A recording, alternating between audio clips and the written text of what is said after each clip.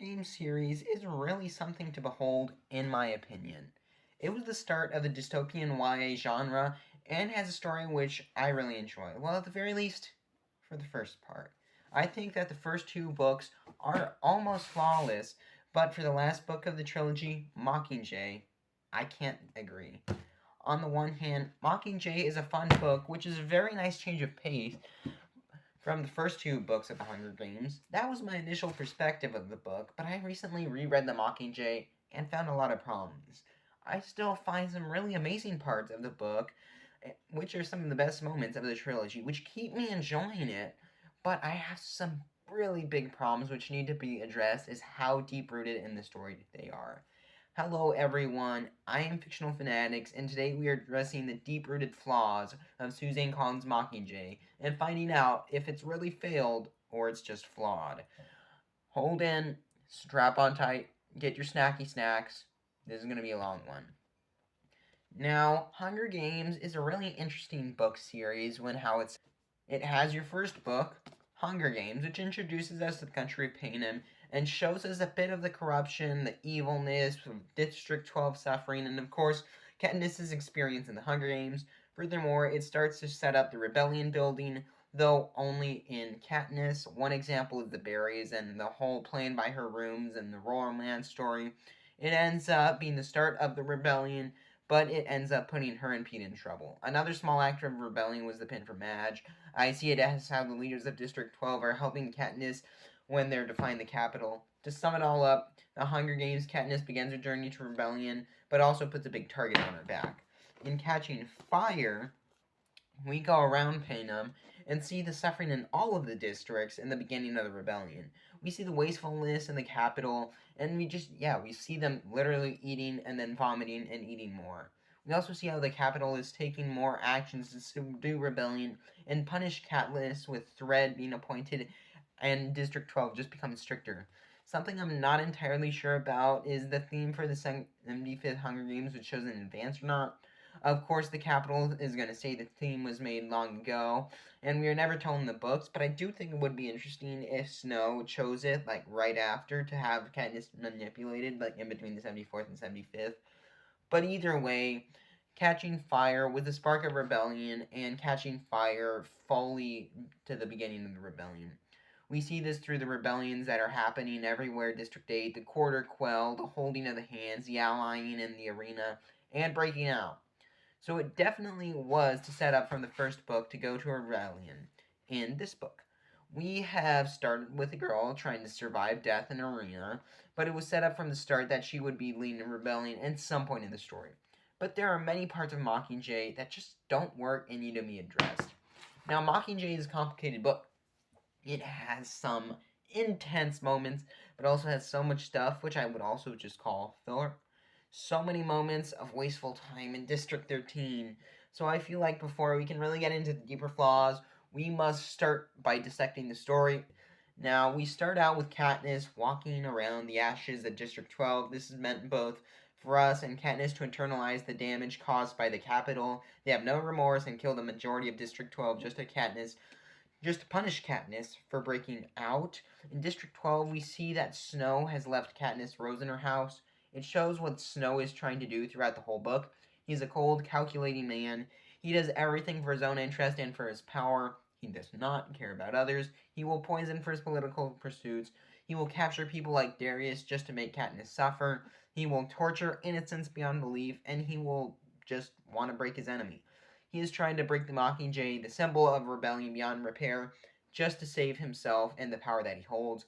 He hates Katniss, but not because she threatens him. He is fine with getting rid of people who threaten him, but she is different, because she is more valuable to the rebellion dead. If Katniss dies, she's a martyr, but one who might not be able to unite the districts as well as the capital do. He can't just get rid of Katniss, he has to try to break her if he is to win. And that is the role President Snow plays throughout the book. Trying to break her, but not to kill her.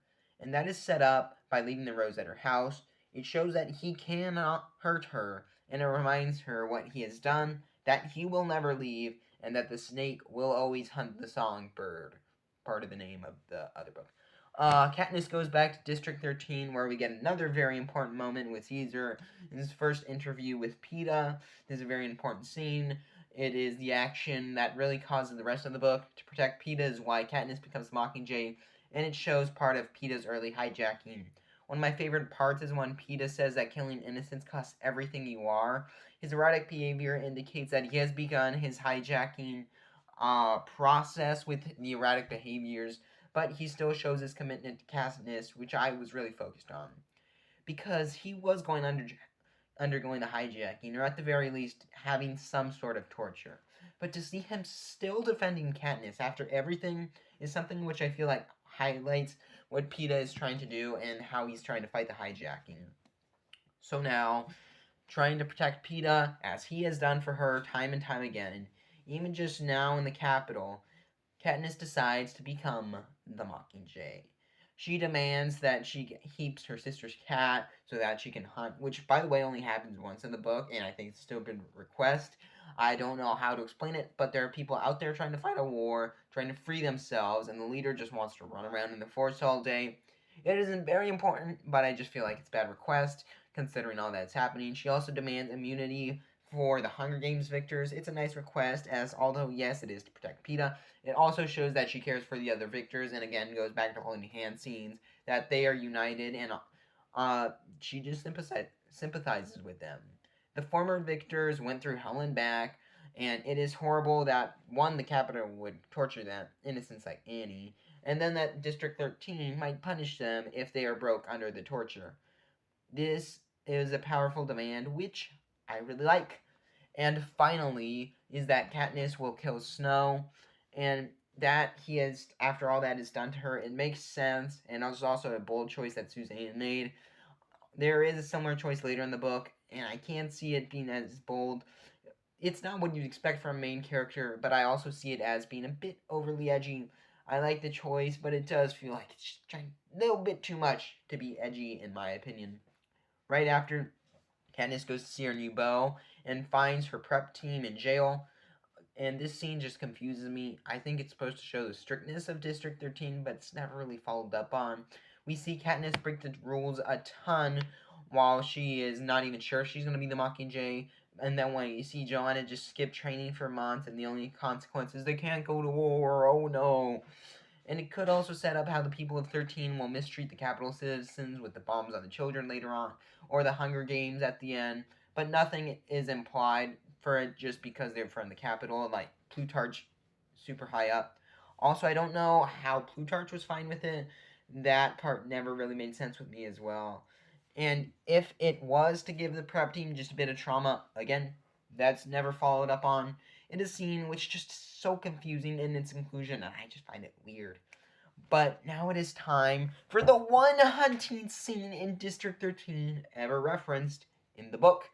Now, this is very important because Katniss talks about how she cares about her prep team, and she realized how truly changed her prep team is.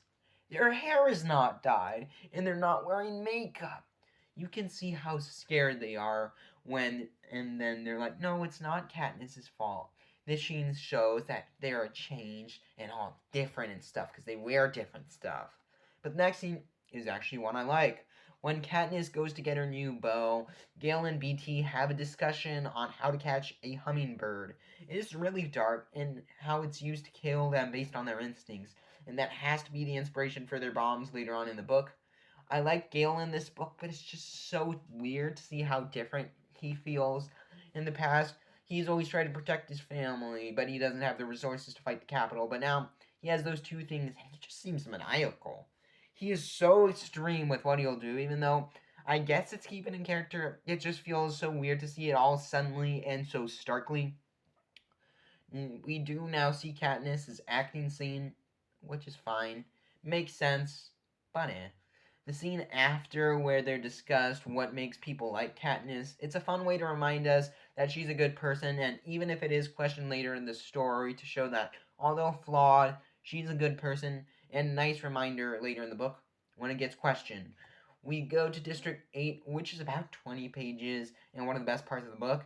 Seeing the wounded, the plane bombing, Katniss' speech at the end, it was one of the best parts of the book by far. Remember how I said that Gil just seemed evil? Well, guess who else is? Haymitch, because the hedge shackle scene is so dumb. To have Haymitch go crazy because Katniss pulled out the earpiece, insane. Sure, it was a war zone and not following commands can get you killed, but he's acting like a serial killer here, like he's in some horror movie in this scene, and it just felt so out of place. We do now get another interview with Peeta. Nothing to say besides that Peeta is worsening, and the whole Gil not telling Katniss about the Peeta thing is dumb and cringe. We now go to District 12. The only thing of note is the Hanging Tree song. And what would be a nice part is this, except for the fact they spent a whole page dissecting every lyric.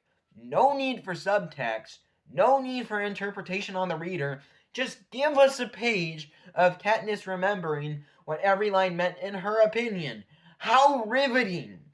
Next is the third Peeta interview, which is notable because he gets beaten up for saying that those in 13 will be dead by morning. I like this scene because I can really feel the dialogue both in Katniss's speech in District 8, and they're just both written excellently. I could feel the dialogue as if it was being performed right in front of me, and I was in a war, the blood falling on the floor, and that little bit of extra time where you could hear Snow say to stop filming. It just made it all more dramatic and very nice. And now we begin the 30 pages of the lockdown. I find it crazy we spend 30 pages just doing the lockdown. It just completely halts all pacing and was really boring. Highlights include Katniss's conversation with Prim and the one with Finnick. Both were nice. But more importantly, how she plays the flashlight game and explains that it's a metaphor for her life. Wow, I am awestruck by how excellently written that was in the book.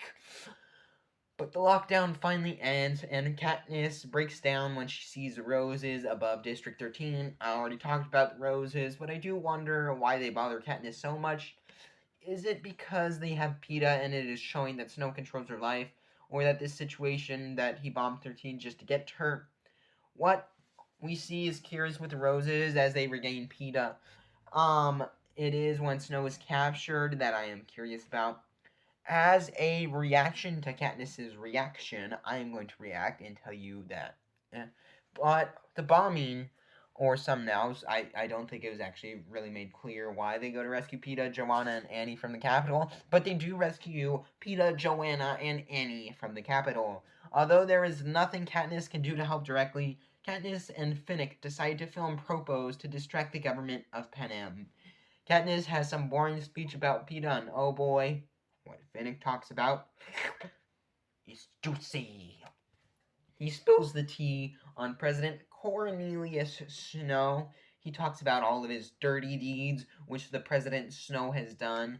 But the one I find most interesting is how Finnick, and therefore Panem, wouldn't have learned about the misdeeds of Snow if he didn't sell Finnick's body. The oppressors are always the ones which build up the rebellion, and that's such a good element.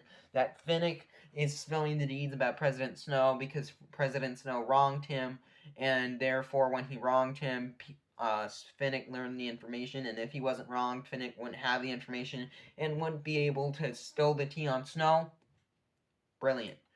After another successful mission, the former victors make it back to District 13, and we finally have the big old twist that Peeta has been high and jacked. Instead of being all lovey-dovey, which I would have found cringe with Katniss and might have just ruined the whole story, he is convinced that Katniss is evil, which I also find cringe. This is something I want to talk about a lot more later in the video, and I do, but it's just an interesting conundrum which they place us. Now, seeing that everyone is back from the capital mission and Katniss is healed from her choking, she goes to see Beetee and Gale working on new bombs. The bombs are so evil and such a dark concept. The two sequences of the destinations, only one to kill initially, and then a second delayed one, which has the goal of killing anyone that comes to the aid of the injured. It is so maniacal, and it's like one of the most villainous things ever. But I'm really glad that it was shown, although very scared if anyone gets real inspiration from this in real life. They began the reverse hijacking with Delhi. Not much more to say for me. What I do want to talk about is District 2, 25 pages of the war. It is a bit weird though because at the start they're just doing stuff to help Katniss. She's hunting and going house to house every night. But when Bale and BT show up, stuff finally happens. Gale wants to cause an avalanche that would block off all air to the military base and then block the only way out and then killing the soldiers and the workers. It again is so dark and honestly possibly too far, as Gale's father did die in a mine accident and cause something similar, except this would be on purpose and is not as quick as an explosion and is one of the worst things you can do, one of the most painful ways to die, I imagine. So luckily, they only agreed to block off the entrances and the guards and exits do not block them off so that people can't escape. And when that happens, someone holds Katniss at gunpoint when she talks that person down, but someone else shoots her, breaking her spleen. How sad. Then she blacks out, and everything, all the workers at the military base turn on the soldiers and the peacekeepers and fight for their freedom while everyone else is just staying by watching.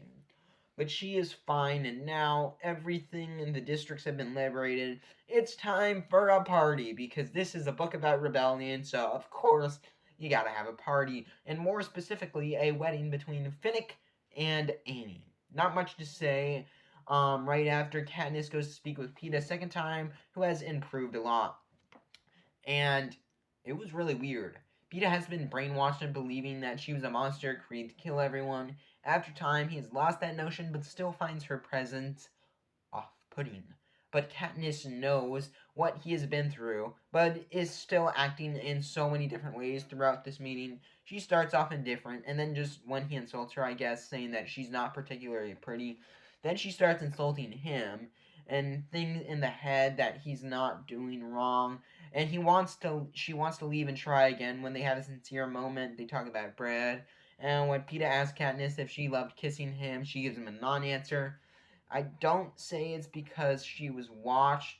That was what happened in the Hunger Games, and she did have a breakdown because snow had affected him. So the fact that she didn't say anything, I mean, it could have been a bad move, but I can't see a reason why in the story to explain why she doesn't say anything. But then she gets mad because he asks her about kissing and Gale and storms off because she sees him for how she actually is. This scene doesn't really work for me. The fact that how hostile Katniss is just sends mixed messages to me. As if, are we supposed to feel that she's a great person with how defensive and aggressive she's being to Peeta? It was weird, and I don't think the emotions are conveyed really well here.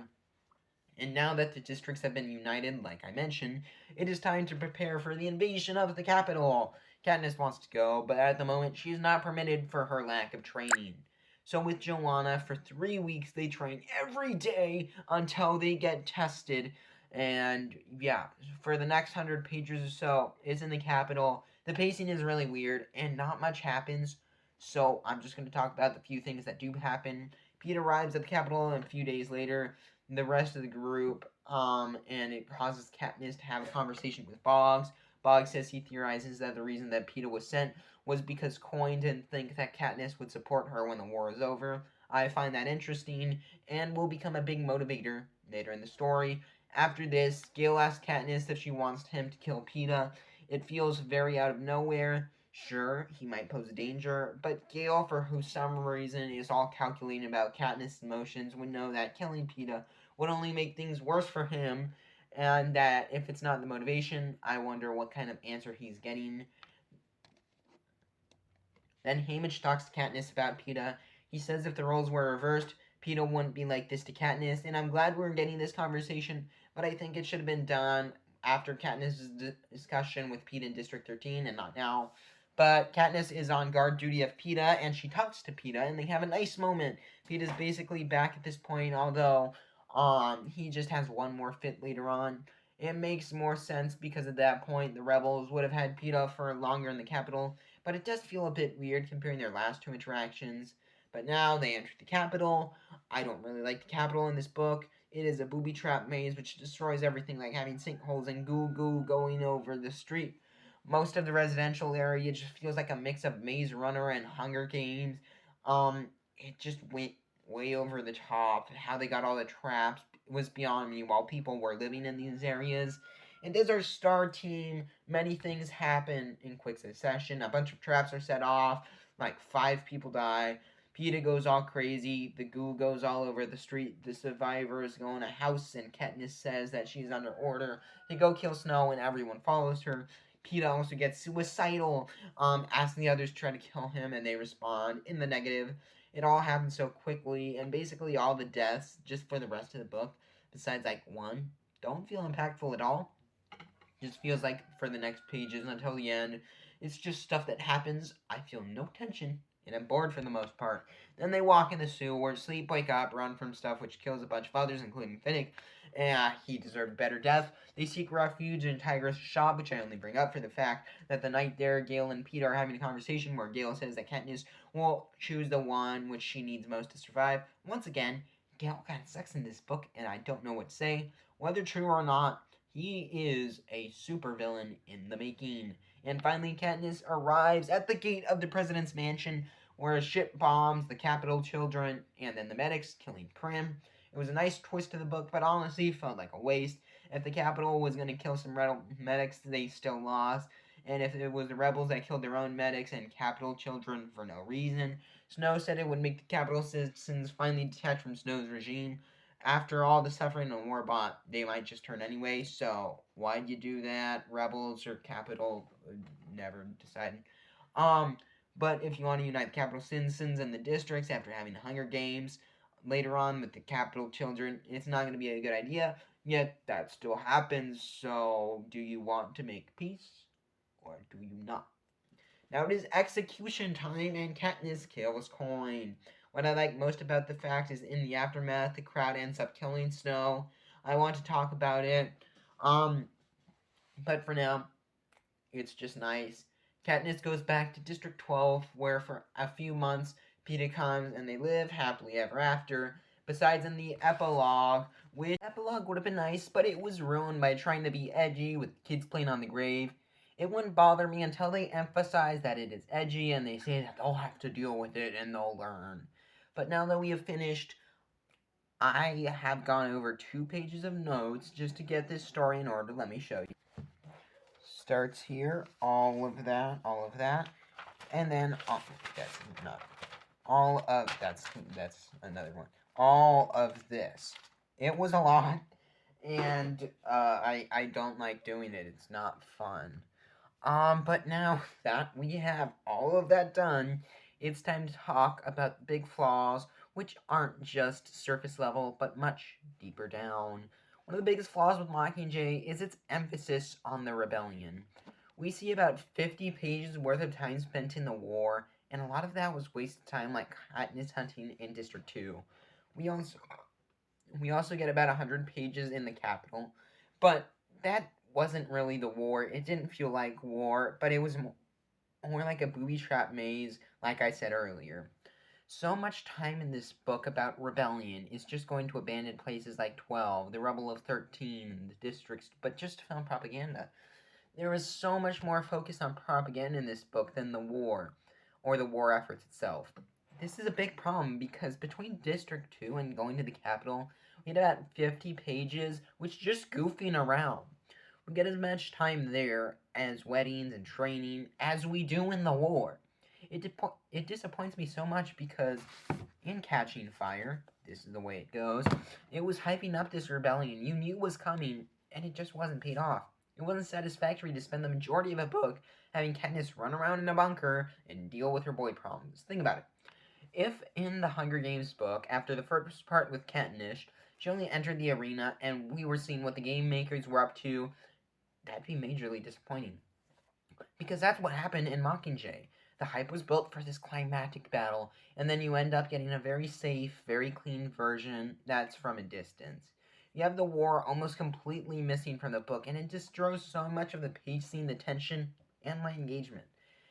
Every time I have read the Hunger Games trilogy, which is twice, and I also read the Mockingjay 3 times in total, I speed through the first 2 books because I'm just so captivated, but I began falling slower and slower at Mockingjay, and I think that's one of the clearest signs that this book isn't captivating.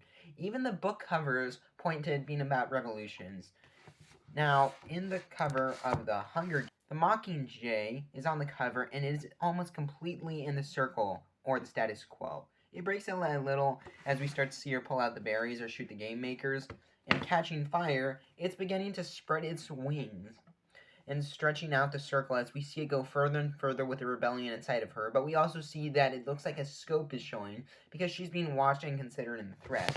Then in Mockingjay, we see it soaring and free of the system which oppressed her. And that's something that's got rid of. It points to the revolution.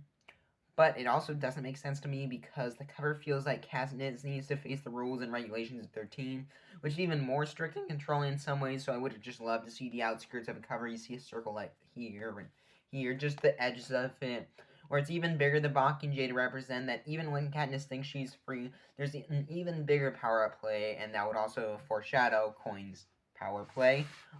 It would also be a great metaphor for the traps that Gaylor and BT are working on.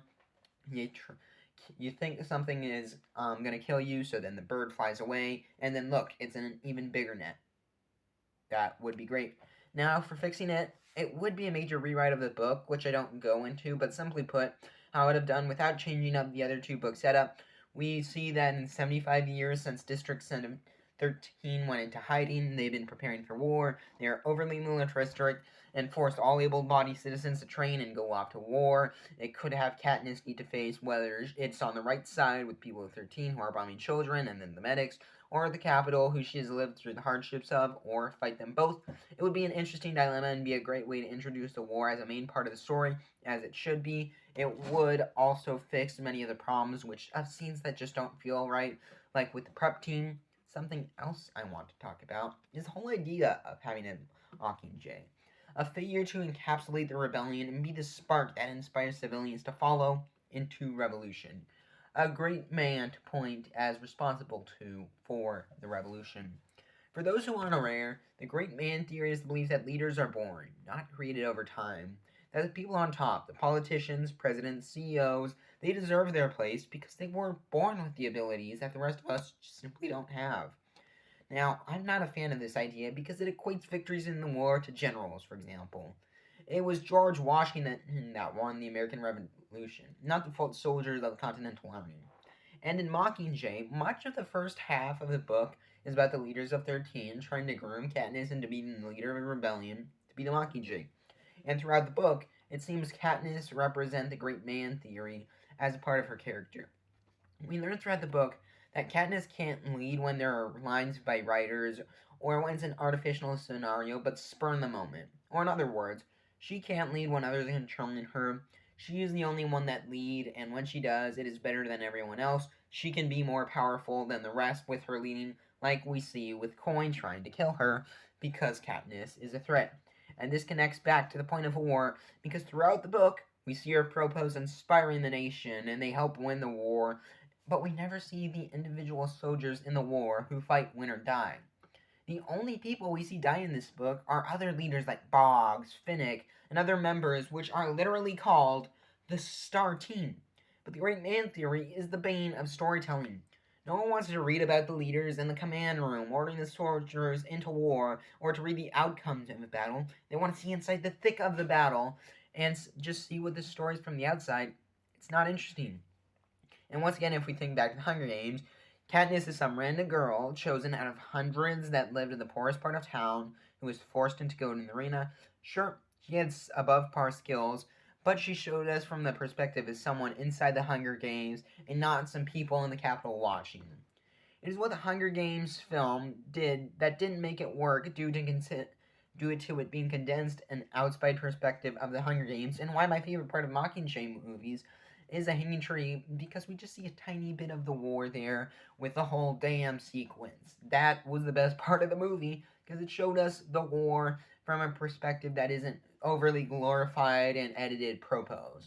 My idea earlier of the over militarized District 13 would help fix this problem, because Katniss wouldn't be the leader of the rebellion, but be put into a position like everyone else and have to rise up because of her morals and not some leadership ability that no one else has.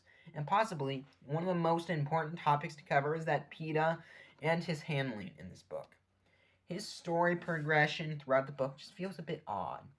We see him in the first interview as good as ever. We see him in the second interview and he's a mess, but still telling Katniss to stand down. In the third interview, he warns Katniss about 13 and the bombings and gets beaten up. He gets rescued by District 13 and tries to kill Katniss. He talks to her over and over again and is a bit more hostile. He goes to 13, where over the course of 2 days in a war, he gets more and more like his old self. Then we see in the epilogue where he is married to Katniss and has children. A lot happens, and we see a lot of changes happen at once for us in the reader. He is hostile the whole time we saw him in 13, but he's kind and sensitive once we get back to the capital. And as for that, it's really a simple fix. By the time Peeta went into the capital, he would have been with rebels for at least 2 to 3 months, I assume, where the capital had him for about a month and a half, so it makes sense that he would be doing better. But has never at any point communicated that he has gotten better. We would have had any character lean towards Prim, say something that while she was in training, how Peeta's really doing better, and maybe she even went to talk to Peter or something. We can still have Katniss get mad when Peeta comes, just like in the regular book, but there should be a signal that he is getting better, and that's just if you even want to go with the Tracker Jacker story. But honestly, I'm not sure if you should go with the Tracker Jacker plot, because I don't think it really works. Like I said earlier in the video, it would only seem corny if Peeta remained unchanged after a month's torture, but also that he is completely possessed and brainwashed feels a bit too extreme. And that's why I say this, because the first few times we see Peeta, it's like he isn't even there. That he's a robot programmed by the Capitol and not the man Katniss tried to save in the arena. I think that what would have hurt Katniss more, and would have been more emotional, is if it's the same Peeta, no brainwashing, but he has this sort of disdain and hatred towards Katniss. He wouldn't feel the need to kill her, but just have some deep-seated hatred towards Katniss after all that's happened since the arena. He honestly has reasons to be mad at everyone. Mad at Haymitch for not letting Katniss and Peeta know what was happening. Mad at the rebels for separating himself from Katniss. Mad at Katniss for standing while he was being tortured or not just having more of the war. And mad at himself for not staying with Katniss in the arena and getting separated. He has reason to be mad at the whole world. He might even believe that Katniss was in on the plan to break out of the arena and be mad about that. But it doesn't matter why he's mad. It could just even be stuff that doesn't make sense, but there was so much time where he was being tortured, all those months just alone in his head where he's being hung out to dry for over a month. He would have had a lot of time to reflect and kind of go crazy and just be mad at everyone, be sadistic, be like Gale is in the book, kind of. I think something like this would be perfect balance of its same boy that went into the arena and that he was changed and filled with rage and hate. It'd also be perfect because what Peeta wanted most was not to be changed by the games and be the same man, and not just a piece of the games. But when he was hijacked, he was changed, but not without his control. It's the idea that it would be Peeta himself who is changing him, not some random capital scientist. It would be a dilemma for him, but might be what makes him go back to his normal self, the thought that he didn't want to be changed by the capital, be part of the games, and now he was. It would be so much more interesting to read about a cold and hard Peeta walking around District 13 always alone and hated by many and hating everyone, not kept locked up or walk around with armed guards. It would just make every interaction with Peeta feel more personal and not like some interrogation. So to sum it up, the hijacking, it's a bit extreme for me and would have been much more emotionally powerful for Peeta to have formed some strong hatred towards Katniss and the rebels as a mix of the time inside the head from the torture, real facts, and possibly capital misinformation as well. I also think for him to have some PTSD both from the torture and from the Hunger Games would be an interesting conflict, and just for seeing that cold hard Peeta. And I think why Suzanne went with hijacking instead of something like I pitched is a trend which the whole YA dystopian boom has. It is the fact that they always seem to be edgy and dark. In the Hunger Games, it wasn't really that bad. Catching Fire, tiny bit worse, but I feel like it is integral in Mockingjay and is evident in many of its missteps. I think the best example is what it says if you just flip to the back of the book right here. Do you know what it says? The thing that's supposed to sell you on the book reads, "My name is Katniss Everdeen. Why am I not dead? should be dead. Now, that is a quote from the end of the book, and I just think it's used really badly there in the book, but here, wow. When I read that, I'm not going to be wondering, why is she dead? I'm going to be it's going to turn me off from reading the book anyways, because it's trying to be so hard. It's trying so hard to be edgy and dark and like, oh my god, I'm when I said the edginess of the YA dystopian books, it should be there. They're all about broken societies and governments trying to control the masses. But what makes it a problem is the times where it feels forced. When it's put there, it just feels like it's trying to get kids to read and think you're so edgy for reading the book. Oh my god, I'm rebelling against my parents. I'm watching the dark stuff. I'm watching the gritty stuff. And oh, it's so scary. And I'm a big boy or girl. Some examples for me is the hijacking of PETA. Feels like it's just trying to be edgy. And it's the easiest way to get out of adding depth to any of that story. When Katniss tries to commit suicide after killing Snow, when she says she saw herself get shot in District 12, the head shackle, the kids playing on a game, there's worse games to play, and so many other times throughout the book. And the main problem with having all these fake edginess things is that it just takes me out of the story, and although it raises the stakes, I guess, it also makes me care less. It ends up looking like the author's trying so hard, and when it feels artificial, it just doesn't work. To repeat, in these stories, having more edgy and dark scenes and themes makes perfect sense with the settings and the situations, but I am not fine when it is being pushed past where it fits and it just tries way too hard. And my last problem is the end of the book. Although I said I didn't like forced edginess, right now it would have been better than what we got. I honestly don't know what I am supposed to feel at the end of the book. Katniss kills Collin, Snow dies. Katniss is locked up and tries to starve herself to death. It doesn't work. She starts singing. It kind of gets crazy. She goes back to District 12 where she lives in a depression. PETA comes. They plant flowers. And then the epilogue happens. It's just such a weird combo of happy and sad ending. And it doesn't end up bittersweet like maybe I think it might have tried to. But it just makes me kind of hate the ending. I also think that the epilogue just kind of really sucks on so many levels, and I don't want to talk about it right now. Maybe make an own video about the epilogue because those 2 pages, I kind of just want to rip them out of my book. I would have liked it if the ending was a bit more defined on how I should feel. In a good way, they could have improved the sacrifice, whether it's be Peter or Katniss, just have a sacrifice. It would be symbolic that in the end, there was only one true survivor of the 74th Hunger Games, only one true victor of the whole Hunger Games in general, of all 75 of them. Or if they wanted a happy ending, get rid of the 10 pages of depressed Katniss and have them settle down and at the end have one romantic scene where it's just truly the two of them, no epilogue, it's just he comes, they plant the flowers, and we have one final scene where it's not them in front of the cameras, it's just a hug or whatever, like an embrace. I don't know. Because I don't care if this book ends happy or bittersweet. It's not going to ruin the story. I see how either way it would be a decent conclusion to the books. But what we get is just so disjointed and disorienting, and it just left a bad taste in my mouth after reading it. It's like, really? That's how it's gonna end? It's like, sure, there's good elements in the book, but just ending with that is like, really? Overall, is Mockingjay flawed, or is it a complete failure? Honestly, I think it's up to everyone's interpretation. I've laid out some of the biggest flaws I've found as far as structurally that makes the whole story unstable. But if you think it can be fixed easy enough, or if it needs to be completely rebuilt, that's up to you. Personally, I think it failed at all of its goals to include the Hunger Games trilogy, to provide a bit of rebellion that's worth the build up, and to be a captivating book. I think with a bit more work, though, it could have turned out really good.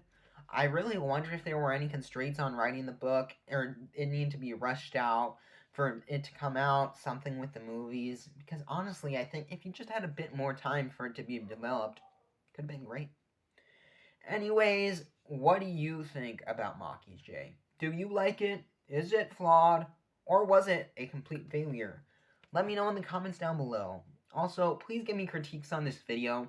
I've never done one of these, and I want to do more, so any way I can improve, I would really like to know.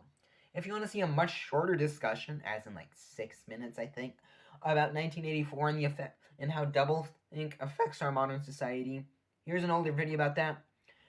If you made it through this video, thank you so much. And if you want to see more like it, I would love for you to subscribe.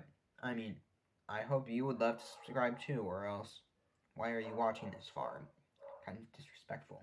Let you in my house in my video, not even gonna subscribe.